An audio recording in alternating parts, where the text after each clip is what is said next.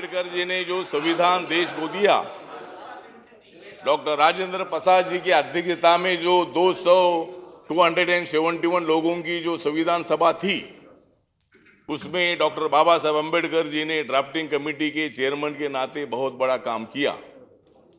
और 26 नवंबर 1949 को जब बाबा साहब अंबेडकर जी ने संविधान का ड्राफ्ट डॉक्टर राजेंद्र प्रसाद, पंडित जवाहरलाल नेहरू जी को दे दिया, तब उन्होंने बोला था कि बाबा साहब अंबेडकर आप ही सही संविधान के शिल्पकार है। ये संविधान बनाने में बाबा साहब अंबेडकर जी ने किसी के खिलाफ मतलब उसमें कोई मत व्यक्त नहीं किया। बाबा साहब अंबेडकर जी जब पढ़ाई करते थे तो स्कूल के बाहर बैठते थे। अगर मुझे कोई मास्टर बाहर बिठाएगा तो मैं मास्टर को बाहर निकालूंगा। बाबा साहब के टाइम पर ये स्थिति थी। सातारा में जब वो स्कूल में जाते थे तब उनको स्कूल में बैठने का मौका नहीं मिलता था। जब बाबा साहब अंबेडकर जी सयाजी महाराज गायकवाड़ जी ने स्कॉलरशिप दी थी, इसीलिए उन्होंने बड़ौदा में नौकरी की, लेकिन हर कदम कदम पर बाबा साहब का अपमान होता रहा। और बाबा साहब अंबेडकर जी ने नौकरी छोड़कर बाबा साहब ने तय किया कि अगर मैं नौकरी करता रहूंगा तो मेरा अगर इसी तरह का अपमान होता है अनटचेबिलिटी के माध्यम से, छुआछूत के माध्यम से, तो मुझे नौकरी करने से कोई फायदा नहीं है, मुझे मूवमेंट शुरू करनी चाहिए। और उन्होंने बाबा साहब अंबेडकर जी ने मतलब बहिष्कृत हितकारिणी सभा की स्थापना की। बाबा साहब अंबेडकर मूवमेंट चलाते रहे। बाबा साहब अंबेडकर समता की भूमिका लोगों के सामने रखते रहे। बाबा साहब अंबेडकर ने जातिवाद का विरोध किया। बाबा साहब अंबेडकर जी ने चातुर्वर्ण का विरोध किया। लेकिन मैं सर इतना बताना चाहता हूं कि जो मूल हिंदू धर्म है, ये मूल हिंदू धर्म ने चातुर्वर्ण की सिस्टम शुरू की गांव को चलाने के लिए, पढ़ाई करने के लिए, पढ़ाने के लिए ब्राह्मण, गांव की सुरक्षा करने के लिए क्षत्रिय, दुकान चलाने के लिए वैश्य, गांव की सफाई करने के लिए शूद्र। तो ये 4 वर्ण थे, मगर ये वर्ण काम पर आधारित थे, ये वर्ण जन्म पर आधारित नहीं थे। जो मूल जो हिंदू धर्म था, ये चातुर्वर्ण सिस्टम थी, काम पर आधारित। लेकिन बाद में ये जन्म पर आधारित कास्ट सिस्टम चलती रही और देश में 6400 जातियां बढ़ती गई। और इसीलिए देश में विषमता का जो माहौल है, वो माहौल बनता गया। बाबा साहब अंबेडकर जी ने 13 अक्टूबर 1935 को महाराष्ट्र के नासिक जिले के ओला में अनाउंस किया था कि मैं हिंदू करके मेरा जन्म हुआ है, लेकिन अगर हिंदू धर्म इसी तरह हमारे ऊपर अन्याय करता रहेगा, विषमता करती रहेगी, हमको गांव के बाहर रखने का काम करता रहेगा, तो मैं हिंदू धर्म में रहूंगा नहीं। और बाबा साहब अंबेडकर जी ने 14 अक्टूबर 1956 को नागपुर में जाकर बौद्ध धर्म की दीक्षा ले ली थी। और ये धम्म भारत का धम्म था, समता पर आधारित धम्म था। गौतम बुद्ध जी ने प्रज्ञाशील करुणा का विचार पूरे भारत को दे दिया था। और 2500 साल पहले चेयरमैन सर पूरा भारत बौद्धमय था। ये भी बौद्ध थे, वो भी बौद्ध थे, उधर के भी बौद्ध थे, इधर के भी बौद्ध थे, बीच वाले बौद्ध थे, सब बौद्ध थे। हाँ हाँ, नहीं मंत्री का बात नहीं देखते। अब इसलिए ना, तो मेरा कहने का मतलब इतना है कि बाबा साहब अंबेडकर जी की फिलॉसफी समता पर आधारित थी। बाबा साहब अंबेडकर जी ने हमको पढ़ाई और सिखाया कि अपने भाषा से और अपने धर्म से, अपने गांव से, अपने जिले से, राज्य से अपना देश सबसे बड़ा है। और भारत की एकता मजबूत करने के लिए बाबा साहब अंबेडकर जी ने संविधान दे दिया है। आज बाबा साहब के संविधान पर चर्चा हो रही है, बहुत अच्छी बात है। लेकिन मैं आपको इतना बताना चाहता हूं कि कानून बनाने से अनटचेबिलिटी जाएगी नहीं। कानून है, लेकिन आज भी गांव गांव में अत्याचार हो रहा है। ये कांग्रेस वाले सत्ता में थे, ये भी अभी सत्ता में आ गए हैं, कांग्रेस ने कुछ नहीं किया। देखते ये क्या करते हैं।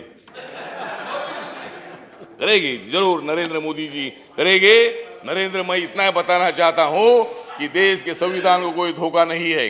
ये बार बार इस पर चर्चा हो रही है।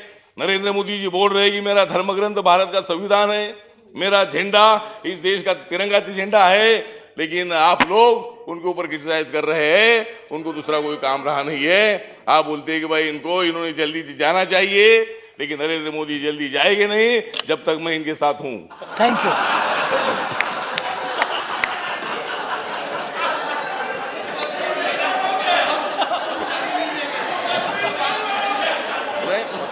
और मैं जब आपके साथ भी था, जब मैं आपके साथ भी था तब आप भी सत्ता में थे, और इसीलिए मैं इतना ही बताना चाहता हूं चेयरमैन सर, यहाँ मतलब ये जो हाउस है इसमें इसी तरह का जो विवाद नहीं होना चाहिए। भारत के लोकतंत्र में विरोधी पक्ष भी होना चाहिए, लेकिन उधर थोड़े वो स्ट्रांग है, 2 साल के बाद हम स्ट्रांग हो जाएंगे। उधर तो नहीं जाएंगे, आप उधर तो नहीं जाएंगे ना? नहीं, उधर नहीं जाए, लेकिन आप कुछ देखेगा नहीं, मैं देखता हूँ।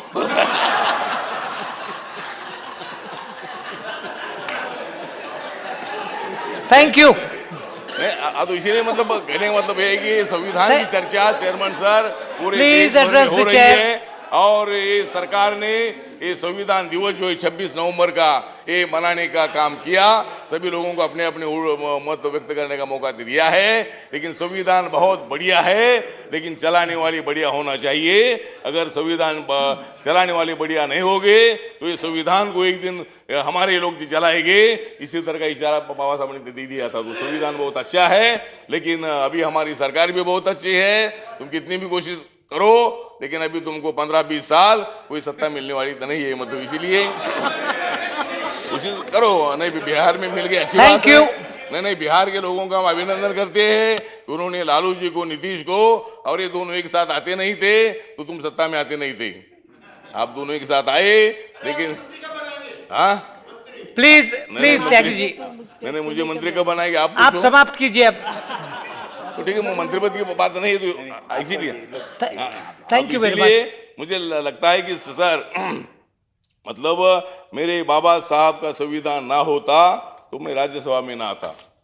मेरे बाबा साहब का संविधान ना होता तो मैं राज्यसभा में नहीं आता। मैं यहाँ नहीं आता तो संविधान पर आज मैं कैसा बोल देता।